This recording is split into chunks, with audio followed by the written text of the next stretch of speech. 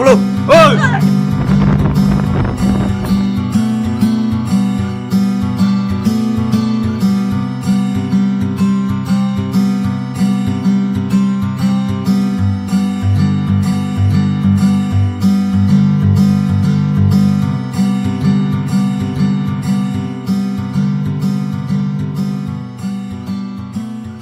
Asal mulanya suku Melayu Jelanso itu gimana tadi tuh, Pak? Melayu Jelanso itu pertama di Rokan, di Kedeng Rokan itu yang ada Melayu adalah Melayu Pokomo.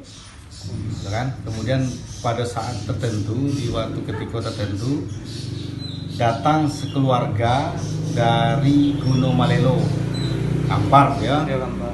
Nah, kemudian datang ke Rokan, kemudian kebetulan lah orang kok bersuku Melayu, ya Melayu. Kemudian dia mengadu dengan Datuk Pokomo itu, minta istilahnya diberi kehidupan lah di Rokan. Kemudian yang datang itu bernama Manyo dan anak dan keluarganya lah gitu kan. Kemudian oleh Datuk Pokomo itu diberikan tanah ulayat di seberang Rokan loh, ya. Bahkan sampai kini tanah ulayat itu namanya Kampung Manyo. Sebab Manyu itu yang pertama menempati di situ. Nah, kemudian selanjutnya Melayu Jelanso itu tumbuh cik lain pertama Melayu Setia Raja, maka Melayu jadi 3, maka disebutlah Melayu itu Godang 3. Di Rokan Di Rokan kok, di Kedeng Rokan. Dan terdiri dari 10 suku, 3 suku diantaranya Melayu. Nah, itulah sejarah singkat tentang Melayu Jelanso.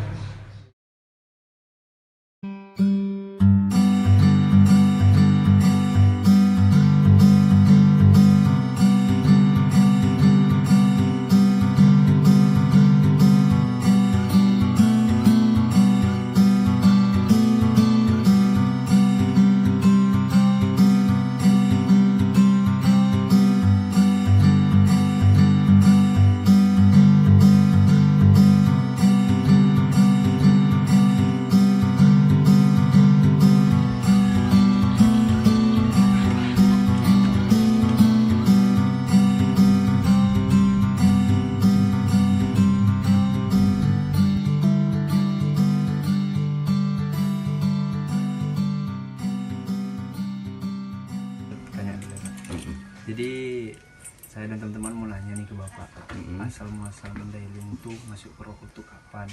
Ada istiadatnya gimana? Oh begitu. Kita pertama sejarah kedatangan dulu ya. Iya, Pak. Karena nanti kalau dicampur aduk nanti payah, membingungkan itu. Jadi kalau sejarah Mandailing yang ada di Luhak Rambah, karena itu dikenal dengan Mandailing Napituhuta, itu 7 kampung. Mandailing Napituhuta itu yang namanya yang punya raja adat Sutan Naopat Mangaraja Natolu. Itu mulai dari Surogading sampai ke Tangun. Itu sekarang 13 desa Napituhuta itu. Jadi asal orang Mandailing yang ada di Luhak Rambah ini yang kita kenal dengan nama Napituhuta itu asalnya dulu dari Padang Garugur Mandailing. Jadi perpindahan orang Mandailing ke tanah Melayu ini berkisar tahun 1630. Jadi pertama bertempat tinggal di Dalu-Dalu, itu namanya Pisang Kolot. Itulah kampung sekarang Huta Raja Tinggi Panyabungan lewat Sungai Korang. Situlah kampung orang Mandailing ini pertama. Setelah itu Raja Tambusai menyarankan kepada orang kita Mandailing untuk pindah ke Rambah ini. Maka bersama-samalah dengan anak Raja Tambusai pertama. Kenapa dikatakan ini Rambah? Di Rambah maksudnya itu dibuka, membuka pertama. Rambah itu dibuka, sama-samalah dibuka kampung di Rambah ini. Jadi orang Mandailing yang datang dari Padang Garugur sana itu terdiri dari Nasution, Lubis, Daulai, Hasibuan. Inilah sukunya. Yang mendiami Napituhuta itu dia 4 suku ini. Jadi yang membawa itu dulu adalah seorang putri kayangan. Itulah namanya Boru Namora Suri Andung Jati. Dia seorang anak gadis. Anak gadis. Nah, jadi dialah yang membawanya tinggal di Pisangkolot di daerah Hutaraja Tinggi 40 tahun. Pindah kampung pertama itu adalah Batang Samo. Tapi karena waktu itu kampung itu belum cocok, maka pindah lagi. Itulah di Padang di Sungai Garingging. Sungai Garingging itulah Oka Hasahatan sekarang. Ada pinggir Sungai Garingging namanya. Namun beberapa tahun kampung itu belum cocok juga. Maka pindahlah terakhir inilah dia. Dan dari sinilah nggak pernah pindah lagi. Inilah kampung Haiti. Kenapa kampung Haiti namanya? Karena dulu ini kebun rotan. Maka di hide dulu, dikait. Kan pakai kait baru ditebas. Kita berilah nama kampung ini Haiti. Ini sejarah. Jadi beranjak dari sinilah sejarah itu. Maka Tangun, Menaming, Pawan belum ada. Nah, jadi setelah mulai berkembang, dari sinilah dipindah-pindahkan. Jadi sebagai raja itu adalah Nasution. Nah, jadi waktu itu leluhur kita dulu belum memeluk agama, masih parmalim, hanya percaya kepada Allah, belum memiliki agama. Nah, jadi Putri Suri Andung Jati ini dialah membina masyarakat waktu itu. Jadi di sini Boru Namora Suri Andung Jati ini setiap hari dia mengasuh anak-anak kerjanya. Nah, dialah memimpin, membina masyarakat, mengasuh anak. Kadang-kadang masyarakat itu pergi ke ladang orang tuanya, anaknya dititip. Itulah setiap tahun membantu dia. Dia dermawan, rambutnya panjang, cantik betul dia. Jadi setelah itu habis panen padi, masyarakat waktu itu membawa beras baru. Maksudnya mau disumbangkan untuk dia. Apa katanya? Saya mengasuh anak cucuku ini bukan saya minta upah, tetapi inilah yang bisa saya buat untuk membantu seluruh masyarakatku. Nah, jadi lantas apa lagi? Ya, aku terimalah beras baru ini, namun kita masak.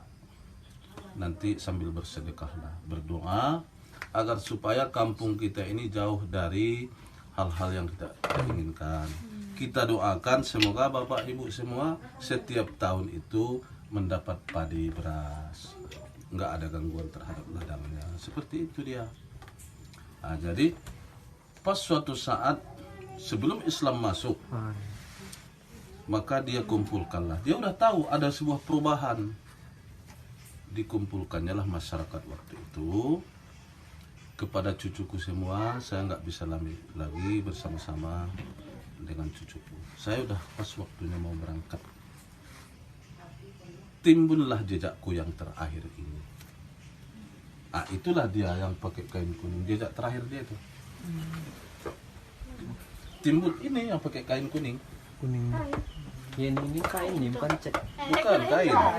Jadi timbullah jejakku yang terakhir ini. Saya kembali ke alam kayangan. Karena ibunya dulu orang Putri Kayangan, bapaknya Marga Nasution. Maka sejak itu timbul jejakku terakhir ini. Apabila suatu saat nanti cucuku semua ada dalam kesulitan ataupun kesusahan, panggillah saya, kita doakan kepada Allah. Itu pesan dia. Dia selalu datang kok itu. Cuma nggak lalu dia bertubuh kasar, tetapi melalui kesurupan masuk dia kepada ibu-ibu yang suka sholat. Dia sampaikan pesan sampai sekarang masih. Nah, jadi setelah itu dia pun menghilang, terbang. Itulah tinggal jejak terakhir dia. Ini tempat orang nanam nazar situ tuh. Kalau ada niat sesuatu, makanya sampai sekarang ini masih ada lagi. Tradisi makan bersama itu tetap ada. Habis panen padi setiap tahun hadir ramai nih. Ada acara makan bersama.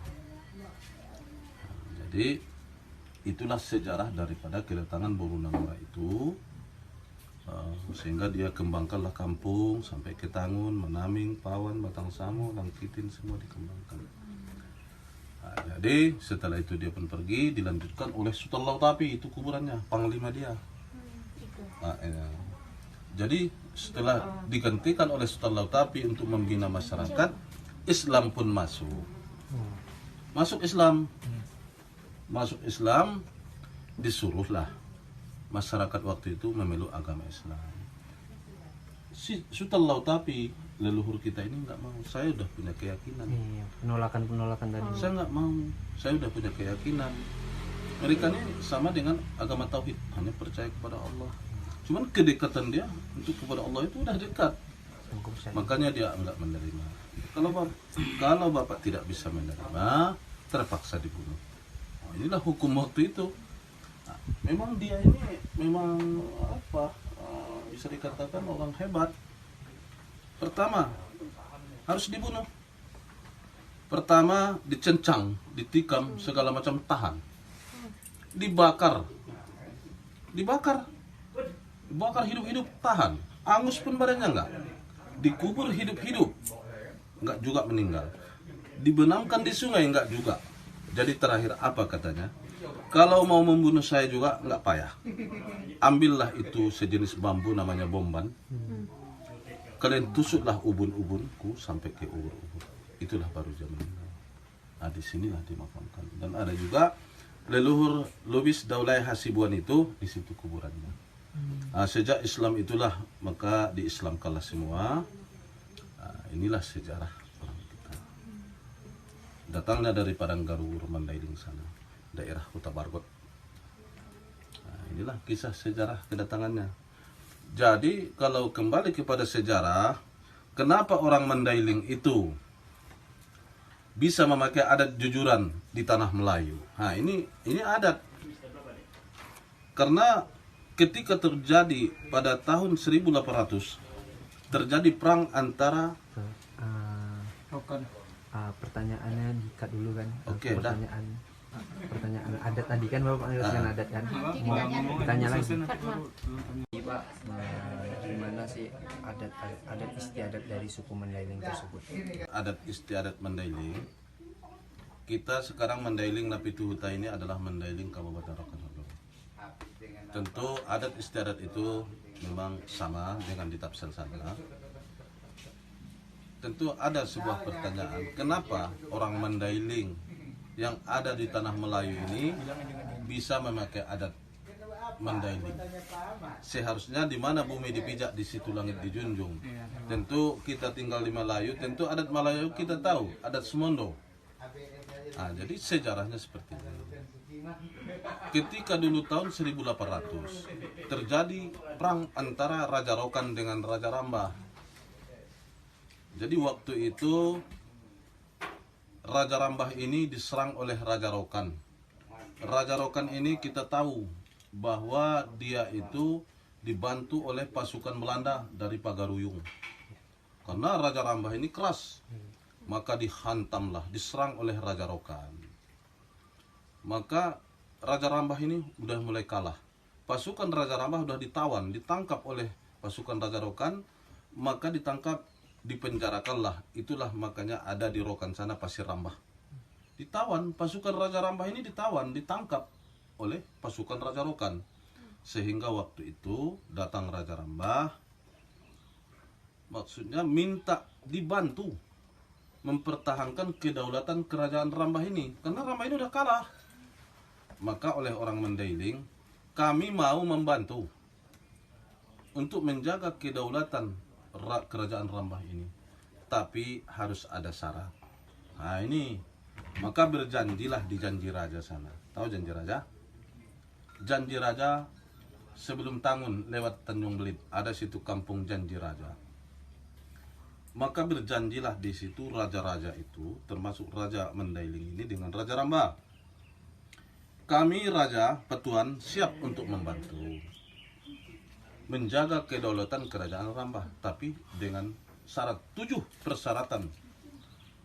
Syarat-syarat yang diajukan, pertama, tanah sebingkah aurus serumpun.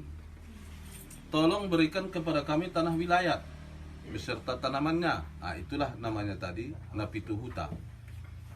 Yang kedua, bisa memakai adat sendiri, adat jujuran. Yang ketiga,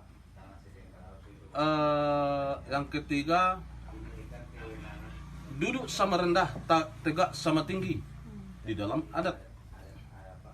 Yang keempat, di mana Melayu didampingi oleh Mandailing, di mana Mandailing didampingi oleh orang Melayu. Yang keenam, apabila pemuda Mandailing napituhuta menikah dengan anak gadis Melayu, maka pakailah adat Sumondo. Kita mengikut kepada adat Melayu. Sebaliknya, apabila pemuda Melayu menikah dengan anak gadis Mandailing napituhuta, maka pakailah adat jujuran. Makanya khusus di daerah napituhuta itu kita diberikan kewenangan memakai adat sendiri, adat jujuran. Jadi di mana bumi dipijak, di situ langit dijunjung. Itu istilahnya. Kalau orang Melayu menikah dengan anak gadis Melayu, tetap jujuran, walaupun kita tinggal di tanah Melayu. Jadi disampaikan kepada Raja Rambah, apakah nanti Raja Rambah komit terhadap janji ini? Jadi katanya, apabila di kemudian hari janji dan sumpahku ini tidak kuturuti dan kulanggar, maka ibarat satu batang kayu, kuateh ndakkan bepucuk, ku bawah ndakkan baure, di tengah makan kumbang, hancur kan? Nah, itulah berlaku sampai sekarang. Jadi makanya adat Mandailing di napituhuta tetap jujuran. Kita di dalam adat harus bahu membahu, bantu membantu. Jadi makanya dulu ketika terjadi perang itu, maka orang Mandailing napituhuta inilah sebagai pendamai di tengah dua kerajaan antara Raja Rokan dengan Raja Melayu. Raja Rokan, tolong jangan menyerang lagi. Habis kami Mandailing napituhuta, baru habis orang Melayu. Melayu Rambah juga sedemikian. Jangan coba-coba menyerang Raja Rokan. Apabila nanti menyerang, maka kami tidak akan bisa membantu. Nah, itulah aman mulai sejak itu. Makanya mulai dari Surugading sampai ke Tangun kan macam pagar betis. Dari Surugading sana, Tangun di sana kan. Nah, itu dia. Kamilah sebagai benteng mendamaikan dua kerajaan ini. Nah, namun sampai sekarang adat yang dipakai di napituhuta Mandailing yang ada di sini tetap adat jujuran. Patriarkat Melayu matriarkat. Makanya kalau Mandailing napituhuta pemudanya menikah, pasti dia membawa anak gadis itu ke rumahnya. Kalau Melayu yang laki-laki dibawa ke tempat perempuan, kan itu. Nah, jadi makanya menikah pun nanti itu anak laki-laki ataupun lajang, anak lajang Mandailing itu tetap dibiayai oleh pihak laki-laki, dan itu dijemput si gadis itu atau calon istrinya, dijemput dibawa ke rumah laki-laki. Pestanya semua di tempat laki-laki. Kalau Melayu enggak, kalau Melayu laki-laki yang dibawa ke tempat perempuan. Ini bedanya antara Sumondo dengan Mandailing. Seperti itu. Mungkin itu yang dapat saya ceritakan tentang kedatangan dan adat. Jadi Mandailing napituhuta tetap memakai adat jujuran. Itulah kira-kira yang dapat dijelaskan.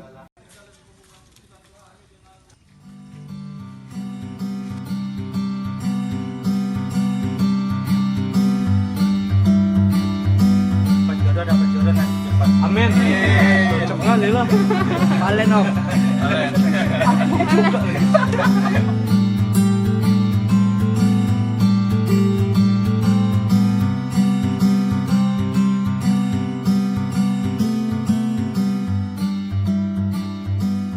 Itu adat istiadatnya yang sampai sekarang masih dipegang udah sampai sekarang 4 waktu itu apa Pak? Kalau ada yang sopan santun, angga ungguh, apa itu namanya? Enggak. Toto kromo, pokoknya apalah yang ada di data yang jelas. Ada di data itu masih kental. Kalau dari Jawa itu sopan santun itu yang jelas. Attitude ya Pak ya? Hah? Attitude ah. Ya, nah, itulah. Pokoknya sopan santun, itulah toto kromo itulah yang jelas. Jadi Pak di kesini tahun 98 nih Pak deh. 99. 99. Ya. Itu dari suku Jawa tersebut tuh udah banyak kesini atau belum Pak? Udah ada sebagian Udah ada yang sebagian. teran-teran itu kan. Kalau kan merantau. Mungkin Merantau. tahun 99 tuh kayak KTP gitu. Ya, udah ada itu. Udah ada ya. Udah. Sekarang pembukaan lahan. Ya kayak di pasir, Iya. yang di orang tambahan, SKPC itu udah ada itu. Waktu zaman Soeharto ya. Ya itu tahun 83 itu. Tahun 83 tuh. 1983 itu. Ya. Berarti pindahan dari suku Jawa ke Iya. sini waktu itu. Transmigrasi itu kalau Ah, dulu. istilah, Kan, Pak. ya, transmigrasi kan tahun 83, 84, 86 sampai 86. Kalau kami tahun 99, kami mau merantau. Itulah mungkin asal muasalnya dari Iya. suku Jawa datang Iya. ke sini. Oh, Pak, ya. iya. Karena di Pulau Jawa udah penuh juga. Oh iya, udah penuh. Ke sana udah apa? Udah full ya Pak deh. Sana udah payah. Mau cari apa itu? Cari maisah, cari rezeki itu udah payah. Jadi kalau dari orang-orang Jawa pada umumnya apa pendapat Pak deh tentang rokan dulu tentang kayak lahan di rokan dulu ini tentang kayak cari rezeki lah Pak deh. Yes. Terasa mudah atau enggak? Ya alhamdulillah saya walaupun saya orang Jawa diterima di khususnya Ujung Batu ya, diterima dengan baik. Ya, alhamdulillah saya di sini juga dikasih amanah, saya menjadi RW juga. Berarti kayak mengkotak-mengkotakkan tuh udah nggak ada Nggak, lagi sana. nggak ada. Alhamdulillah kalau di sini tidak ada. Tapi- Kalau di sini khususnya tidak ada. Alhamdulillah saya diterima. Terus alhamdulillah cari rezeki pun dari bandingkan di Jawa agak gampang ya di sini. Jadi kayak pada sebagai orang Jawa tetap menjaga lah yang namanya kultur atau culture-nya Oh gitu. ya, istiadat itu pasti, Istiadat ya, pasti, ya, Pak. pasti ya. Itu memang apa? Pembawaan manusia itu kan harus dibawa. Ada itu pasti dibawa. Pade kira-kira tahu nggak pada umumnya suku Jawa yang ada di Ujung Batu ini pekerjaannya apa? Pada umumnya apa? Kalau yang di Ujung Batu ini mayoritas jualan, Jualan dagang, pedagang. bakso ya Pak deh? Ah. Oh ya, memang bakso kan. Mie ayam. Kalau yang perempuan jamu gendong. Oh, Itu ya. Itu, ya. Itu mayoritas yang di Ujung Batu loh ya. iya. Di lingkup Kecamatan Ujung Batu lah. Ujung Batu, Pedagang, dagang ya. pedagang semua. Oh iya, kan itu yang kita tepati. Main ladang, main lalang, sama itu kan. Kita harus ikuti yang kita tinggal. Ya, kita bijak, kita sama itu. Kita harus menghormati juga. Walaupun kita nggak sama banyak kan, ada istiadat nggak sama, kita harus mengikuti. Karena kita tinggal di situ kan, kita tinggal di sini, kita harus mengikuti adat istiadat di sini. Jadi itulah beberapa pertanyaan dari saya dan teman-teman bahwa Ya, kalau ada kesalahan minta maaf ya Pak deh. sama-sama. Kami pun kalau ada tutur kata saya yang kurang berkenan sama adik-adik semua, kami minta maaf. Jadi kayaknya dari sini pertemuan kita ya Pak deh. Sama-sama ya. Dan waktu semoga kita ketemu dulu Iya, Bu iya. di bakso Pak deh. Iya, Semua ya silakan. Pak deh. Ya, monggo, silakan.